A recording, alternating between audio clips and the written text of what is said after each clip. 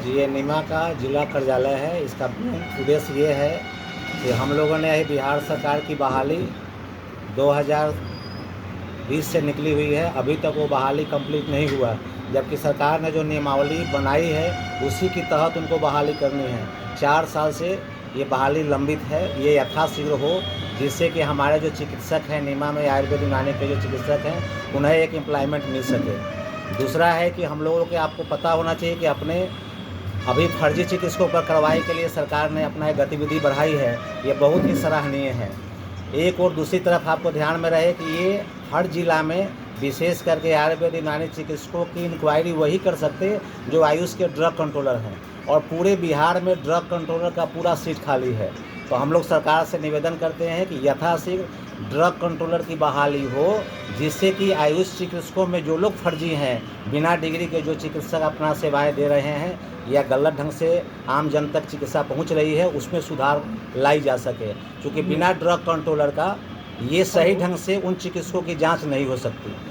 तब तक एक और भी रिमेडी है कि हर जिला में जिला देशी चिकित्सा पदाधिकारी बहाल किए गए हैं, उनके द्वारा सरकार आयुष चिकित्सकों की इंक्वायरी कराए, जिससे कि उनकी जो वैधानिक एक्टिविटी है या जो उन्हें क्रियाकलाप करने की स्वतंत्रता मिली हुई है, चूँकि ड्रग कंट्रोलर को या और जिला देशी चिकित्सा पदाधिकारी को ही इसकी सही जानकारी है। इसीलिए जितने भी आयुष चिकित्सकों का इंक्वायरी अगर करना है तो सरकार ड्रग कंट्रोलर के साथ या जिला देशी चिकित्सा पदाधिकारी के साथ संगठित रूप से जाकर के उन चिकित्सकों का इंक्वायरी करे, जिससे कि सही जानकारी उन्हें मिल पाएगी। आप सभी के द्वारा हम ये भी जानकारी देना चाहते हैं कि हर जो आयुष चिकित्सक होते हैं, विशेष करके आयुर्वेद यूनानी, उनका रजिस्ट्रेशन बिहार सरकार के आयुर्वेद एवं यूनानी चिकित्सा निबंधन केंद्र है देश अपने राज्य में, वहाँ से होता है। इसलिए किसी भी चिकित्सक के विषय में अगर जानकारी लेनी है तो रजिस्ट्रार ऑफिस से ली जा सकती है, और उनसे लेने के बाद ही हमें, चूँकि आप सभी जानते हैं चिकित्सक का पेशा कितना सम्मानजनक है और समाज में उनकी रोजी रोटी अर्थात उनके पेशे में कितनी आवश्यकता है उनके इज्जत करने का। जितना कोरोना काल में इन लोगों ने कितनी सेवाएं दी है, तो चिकित्सकों के ऊपर कोई भी कार्रवाई या जब तक पूरी जानकारी न हो जाए उसे मीडिया या कहीं भी आम जन के बीच फ्लश नहीं किया जाए। क्योंकि चिकित्सकों की सही जानकारी होगी तब उनके ऊपर कार्रवाई भी हो सकती है, और जो सही चिकित्सक हैं उनके सम्मान का ठेस नहीं पहुँचे। इसीलिए विशेष करके आप लोगों को आज यहाँ बुलाया गया है। इसलिए हमारे जब भी इंक्वायरी हो जिला देशी चिकित्सा पदाधिकारी के देख रेख में ही होनी चाहिए। दूसरा है कि आप लोगों को जानकारी हो कि अपने देश में 1977 में एक बजट पास हुआ था, जिसके द्वारा आयुर्वेद और यूनानी चिकित्सकों को एलोपैथिक प्रैक्टिस करने का अधिकार है। ये आप सभी के जानकारी में रहे। इसके अलावा पिछले साल भी आप लोगों ने देखा होगा कि सर्जरी के जनक जो सुश्रुत हैं, आयुर्वेद साइंस जो पूरे विद्या का जनक है, उसके द्वारा आयुर्वेदिक डॉक्टरों को सर्जरी करने का भी अधिकार दिया गया है भारत सरकार ने। तो आप लोगों को ये जानकारी में रहे कि जो आयुर्वेद यूनानी चिकित्सक हैं वो एलोपैथिक साइंस का भी उपयोग करते हैं, चूँकि उन्हें एलोपैथिक और आयुर्वेदिक या यूनानी दोनों का कंबाइंड प्रैक्टिस करने का उन्हें अधिकार सरकार ने दिया हुआ है। क्योंकि सुदूर ग्रामीण इलाकों में डॉक्टर की कमी को देखते हुए, इसके अलावा चूँकि आयुर्वेद बहुत पुरानी अपनी विधा है, उसमें भी रिसर्च की ज़रूरत है, उसके द्वारा भी इमरजेंसी में या सुदूर देहाती इलाकों में आम जन को चिकित्सा सेवा चाहिए तो उन्हें ये छूट दी गई है। इसलिए आप लोगों को ये भी जानकारी में रहे कि अपने BHU जैसे इंस्टीट्यूट में MBBS किए हुए चिकित्सक को भी आयुर्वेद में PG करने का अधिकार भारत सरकार ने दिया है, जिससे कि अपने साइंस का विकास हो सके। इसीलिए जनहित में साइंस की विकास को देखते हुए आयुर्वेद यूनानी दोनों को एलोपैथिक चिकित्सा करने का अधिकार दिया गया। इसलिए ये गलतफहमी कभी भी न हो आप सभी को या आम जन को कि इन्हें एलोपैथी की राइट नहीं है। इतना ही नहीं, इनके सिलेबस में वो चीज़ जोड़ दिया गया है, इसीलिए कि उनको जानकारी भी रहे, उनकी पढ़ाई भी हो, जिससे कि आम जन को सही सूटेबल चिकित्सा मिल सके। इसीलिए दिनचर्या क्या है जी, दिनचर्या क्या है? दिनचर्या देखिए, एक आयुर्वेद का 2 पार्ट है। आपके ऋषियों ने कहा स्वस्थ से स्वास्थ्य रक्षणम आतुर से विकार साधन से। आपके ऋषियों ने कहा कि स्वस्थ व्यक्ति के स्वास्थ्य की रक्षा करना और जो बीमार है उनका इलाज करना। तो जो स्वस्थ व्यक्ति के स्वास्थ्य की रक्षा करना है उसमें एक पार्ट आता है दिनचर्या। दिनचर्या का मतलब है कि early to bed early to rise की बात हम लोग जो करते हैं, सुबह उठना है, उसके बाद जो नित्य क्रिया है उससे निवृत्त होना है, जिसमें आपका एक्सरसाइज भी है, दातून भी है, मंजन भी है, स्नान भी है, गुरु शिक्षा भी है, आध्यात्मिक आपका पूजा पाठ करना है वो भी है। उसके अलावा जो घर में अच्छे वातावरण में निर्मित जो अपना शुद्ध आहार है उसका सेवन करने, और पूरे दिन में जगने के बाद से लेकर सोने तक की जो चर्या है उसको हम लोग दिनचर्या कहते हैं। आज यह बिगड़ चुका है, इसके कारण इतनी बीमारियां हो रही है। इसीलिए आप लोगों को हम बड़ा विशेष करके बुलाया गया है कि इंटीग्रेशन का राइट भी उन्हें है और सरकार से ये 2 मांगें रखी गई है। इसके अलावा आप लोगों को क्वेश्चन हो तो पूछ सकते हैं। और आप सबने देखा है कि कोविड में कितनी बड़ी आपके आयुर्वेद यूनानी के डॉक्टर गवर्नमेंट के सेक्टर में भी काम कर रहे हैं। हमारे डॉक्टर आपने कोविड हॉस्पिटल के इमरजेंसी में सेवाएं दी है, वहाँ एलोपैथिक और आयुर्वेदिक जो काढ़ाएँ सरकार ने दिया था तो काढ़ा का इस्तेमाल भी किया और एलोपैथिक दवाओं की ट्रेनिंग उन्हें दी गई है।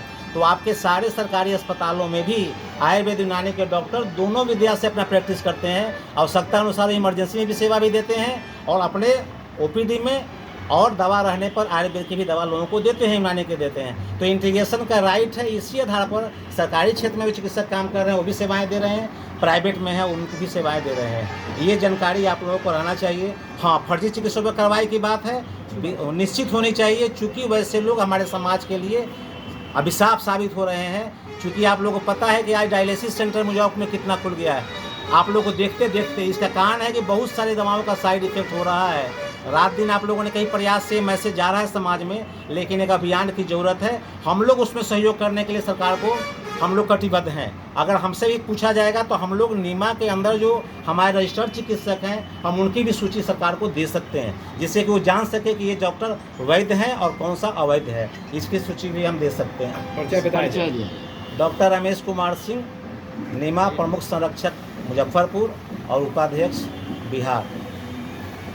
तो विनोद कुमार सर, आप लोग की नियुक्ति बहुत विलम्ब हो रहा है। 3 साल पहले जो वैकेंसी निकली थी, फिर नियुक्ति अभी तक नहीं हो पाई है और आप लोगों ने चरणबद्ध आंदोलन भी किया था, इसका कोई नतीजा दिखता नजर नहीं आ रहा है। तो क्या कहना चाहेंगे डॉक्टर विनोद? हमारे जितने सारे डॉक्टर हैं वो सभी पहुँची तो पूरा जिनकी एज रिलैक्सेशन की समस्या है, जिसके लेकर सरकार एलपीए में गई है, वो 10-20 लोगों को छोड़ करके पुनः मेरा सूची सरकार निकाले और वो की बहाली करे, क्योंकि हमारी सारी जब तक बहाली नहीं हो पाती है सुदूर इलाकों में आयुष की जो भी सुविधाएं मिलनी चाहिए वो नहीं मिल पाएगी। इसलिए मैं चाहूँगा आप लोगों के माध्यम से, मीडिया को लेकर 4 स्तंभ ही है, आप लोगों के बदौलत ही हमारी देश चलती है। और जैसे कार्यपालिका न्यायपालिका व्यवस्थापिका है और आपके बिना हम सभी अधूरा है, और आप यदि चाहेंगे तो हमारी आवाज़ सरकार तक पहुंचाएंगे कि ये एलपीए में जो 10-20 लोग हैं जिनकी एज 16 वर्ष क्रॉस कर गया है। एलपीए का इशू जो है ना उसमें गवर्नमेंट की नियमावली ही है। एलपीए गवर्नमेंट में जो गई है वो अपने ही बनाए हुए संकल्प के विरुद्ध गई है। सरकार ने ये उस जो संकल्प के आधार पर गवर्नमेंट गई है एलपीए में, वो लिखा हुआ है कि जितने साल रेगुलर बहाली नहीं होगी उतने साल का एज वेटेज देंगे। कोर्ट ने उसी आधार पर निर्णय दिया है, इसलिए सरकार को अपनी एलपीए वापस लेनी चाहिए और अपने संकल्प के अनुकूल सरकार ने जो निर्णय लिया है उसकी बहाली करनी चाहिए यथाशीघ्र, चूँकि आम जन को इसका लाभ मिल सके।